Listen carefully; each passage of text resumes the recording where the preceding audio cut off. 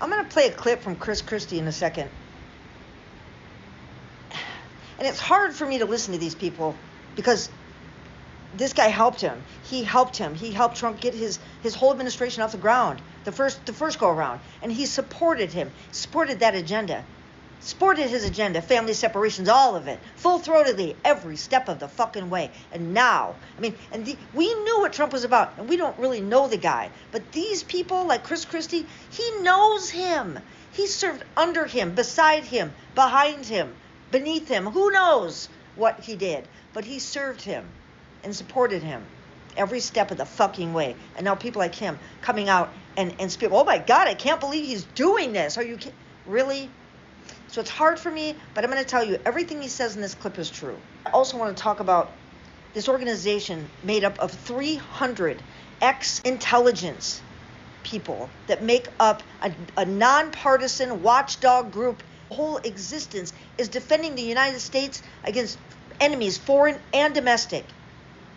And this massive group of national security experts is now sounding the alarm. I don't know how it took so long, but they are sounding the alarm. And I consider it my job to help wake people up. Now that we're woke, we need to wake other people up. And I just had to say my piece about Chris Christie before I play this clip. And yes, everything he says is true. But where the fuck was he before? On Brian Driscoll, that he was fired. No, he wasn't given a reason, apparently, but he was fired because he was asked to fire another FBI agent who had been involved, they found out, in the classified documents, the search of Mar-a-Lago. The other agent, by the way, was the pilot who flies the FBI director on his plane. That he was asked to fire that person. He refused, saying he didn't do anything wrong, and was told, okay, then you're fired. Look, John, this is all about Donald Trump. What a shock. There's a headline for today. It's all about Donald Trump. So if you're an FBI agent who was assigned by your superiors to participate in a court-ordered search, that means you're not loyal.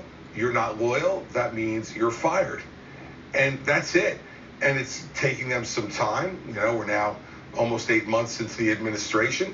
It's taking them some time to find all of these disloyal people who followed the orders they were given, and awful orders. In the case of the Mar-a-Lago raid, a court-ordered search warrant. And Chris, what does it say to those agents when people like Driscoll are fired, and Jared Wise, the guy who called police officers Nazis and yelled out, "Kill them," is a senior advisor over at DOJ? It means comply with the political agenda and personal agenda of Donald Trump, or be gone. And let's face it, Sarah's absolutely right. I served for 7 years in the Justice Department. I served for 7 years. Okay, go ahead, Sarah. Oh, I was just going to say, don't forget it also means that when you're given orders by this administration, that it may mean you're going to get fired by the next administration. It destroys any ability for the Department of Justice to do its work, because everyone's going to have to now look out for themselves, worry about if they execute that search warrant, are they going to lose their job because... So, Felon 47 is firing FBI agents who had anything to do with his cases. So this was a case about the Mar-a-Lago raid where Donald Trump was hoarding boxes of classified documents that he stole from the White House at the end of his first term, that he wanted to use as leverage. I know we all know that's what the dude is. President Transactional, Mr. Transactional. That's who he is. So of course he was going to use this shit for leverage. He tried to leverage it against Merrick Garland. He said, well, if you do this for me, then I'll give him back. Like he's playing a fucking game. And finally, after a year of begging for those documents back, they finally went in and raided the place and took them back. They belonged to we the people, not Mr. Transactional down in Mar-a-Lago, Mr. Best friend with Jeffrey Epstein, the sex trafficker, who died under mysterious circumstances in federal prison. Under Donald Trump's watch during his first presidency. Yeah, that one. So this guy, this supervisor, was ordered to fire this career prosecutor who was doing their job, who was actually executing a lawful order. And what do they get for their trouble? They get fired. Because Donald Trump is a fucking authoritarian. And this is what authoritarian, dictatorship, Nazi leaders do. It doesn't make it right, but that's what's happening.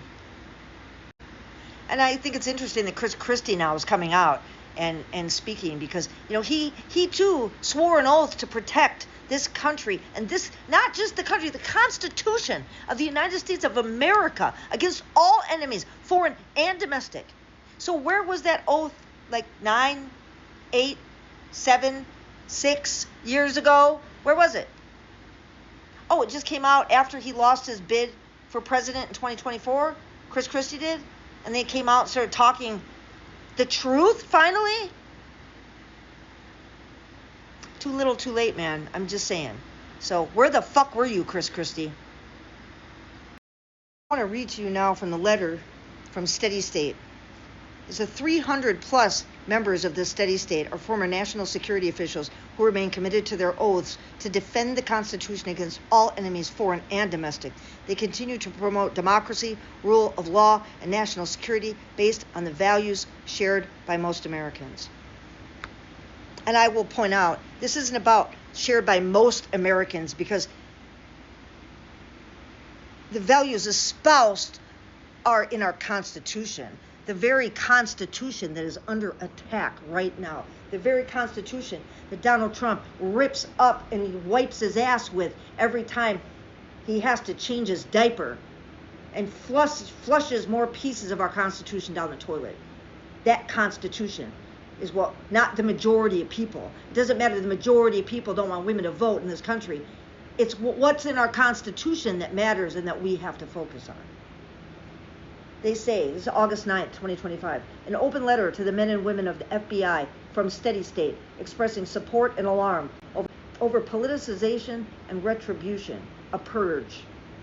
We write to you as former members of the U.S. intelligence, diplomatic, defense, and national security communities, veterans of service to both Republican and Democratic administrations.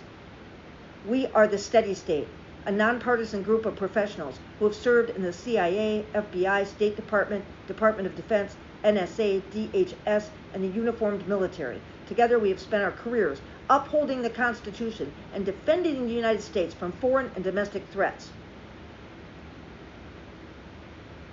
We have worked across the globe at embassies, forward operating bases, and conflict zones, as well as here at home in Washington, D.C., and in field offices across the country. Some of us sat across the table from foreign intelligence services, some led counterterrorism operations or nuclear non-proliferation programs, while others negotiated treaties or built coalitions in defense of democracy.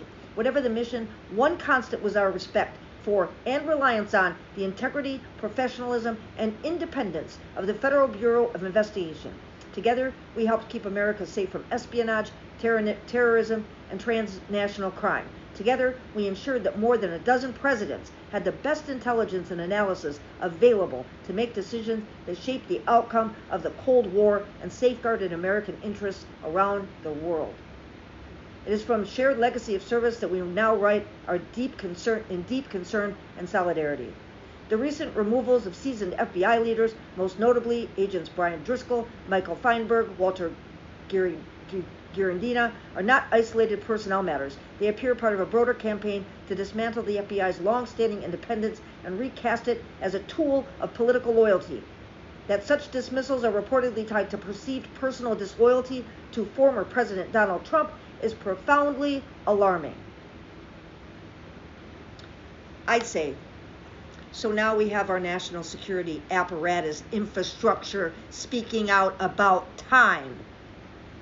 Happy to boost that message here. Yo.